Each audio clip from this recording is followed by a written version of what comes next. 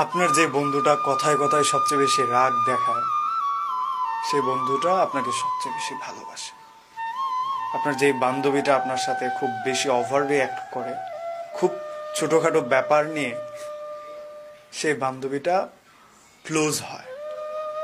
মূল কথা হচ্ছে, কথায় কথায় রাগ দেখানো মানুষগুলোর চোখে মুখে একটা মায়া কাজ করে।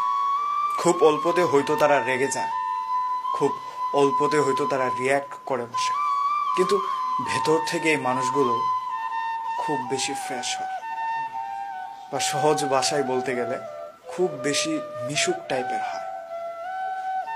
আপনি এদের সাথে আড্ডা দিতে বসবেন, আড্ডার মধ্যে ঝামেলা পাকিয়ে দেবে। খুব ছোট একটা বিষয় নিয়ে ঝগড়াঝাটি শুরু করবে।